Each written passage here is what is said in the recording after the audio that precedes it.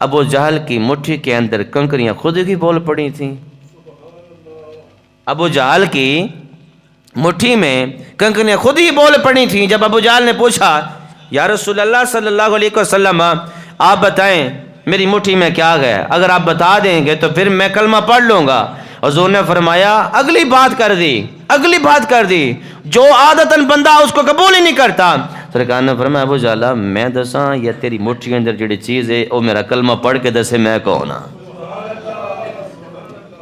میں بتاؤں یا پھر تیری مٹھی میں جو چیز ہے وہ میری گواہی دے میں کون ہوں۔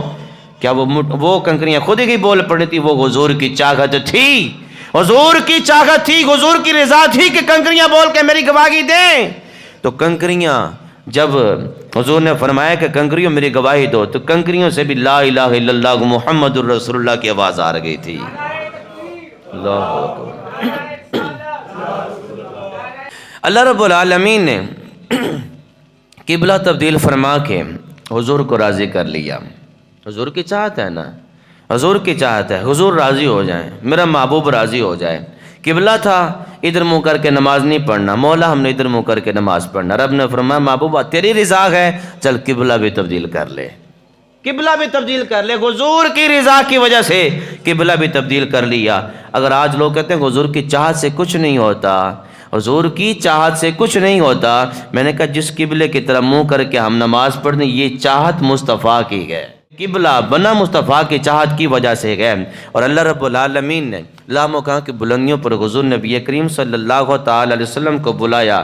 وہاں پر اللہ رب العالمین نے فرمایا محبوب اب لامکان کی بلندیوں پہ میں نے آپ کو بلایا، بتاؤ کیا چاہت ہے آپ کی، کیا رضا ہے آپ کی، کیا چاہتے ہیں۔ اس وقت بھی میرے محبوب نے کچھ اور نہیں مانگا تو اپنی گناہگار امت کے لیے مانگا، یا باری تعالیٰ میری امت گناہگار ہے، میری امت کو معاف فرما دے۔ رب نے فرمایا محبوب تیری رضا ہے کہ تیری امت کو معاف کر دیا جائے، میں نے تیری امت کو معاف کر دیا، میں نے تیری امت کو معاف کر دیا۔ اب لا مکان کی بلندیوں پر بلا کے بھی اللہ نے محبوب کی رضا اور محبوب کی چاہت کو دیکھا۔ قبلے کی باری آئی تو محبوب کی چاہت کو دیکھا، محبوب کی رضا کو دیکھا۔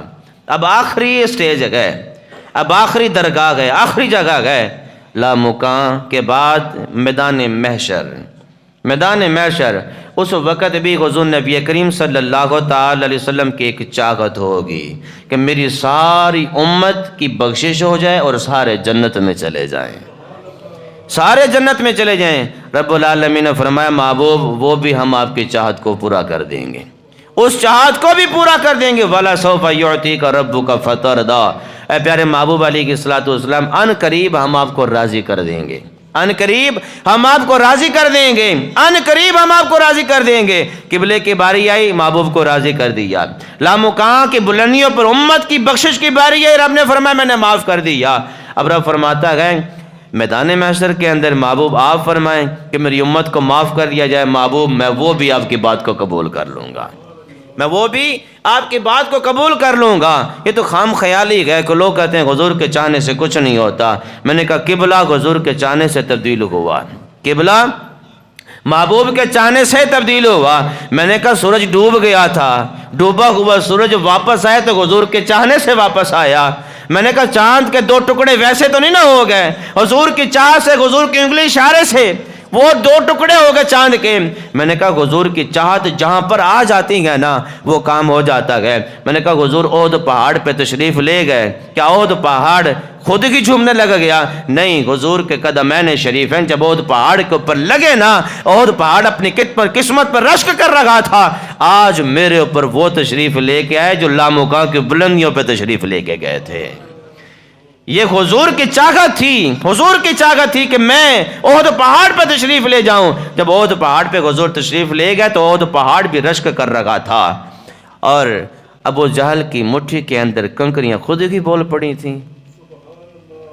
ابو جہل کی مٹھی میں کنکریاں خود ہی بول پڑی تھیں۔ جب ابو جہل نے پوچھا یا رسول اللہ صلی اللہ علیہ وسلم آپ بتائیں میری مٹھی میں کیا گیا، اگر آپ بتا دیں گے تو پھر میں کلمہ پڑھ لوں گا۔ حضور نے فرمایا اگلی بات کر دی جو عادتاً بندہ اس کو قبول ہی نہیں کرتا۔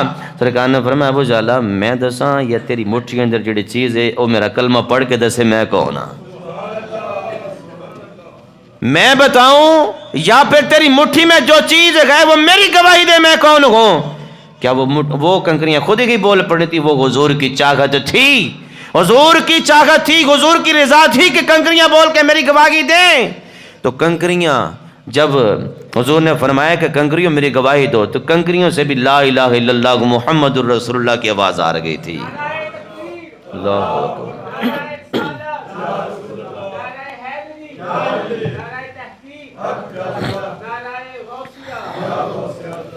حضور کے چاہنے سے تو حضور کی بارگاہ میں درخت بھی چل کر آ جاتے تھے، حضور کے چاہنے سے تو پتھر بھی کلمہ پڑھنے لگ جاتے تھے، حضور کی گواہی دینے لگ جاتے تھے، حضور کے چاہنے سے تو دور اگر حضور نظر آتے تو پہاڑ بھی حضور کی ذات پر درود و سلام پڑھنا شروع کر دیتے تھے۔ اگر حضور کی بارگاہ میں کوئی بیمار آ جاتا تو حضور کی رضا سے، حضور کے چاہنے سے وہ شفا یاب ہو جاتا۔ حضور کے چاہنے سے ہی ہمیں جنت ملے گی نا، ہم کہیں کہ ہم جنت میں چلے جائیں گے، ہم نہیں جا سکتے، جنت رسول اللہ کی، ہم بھی رسول اللہ کے۔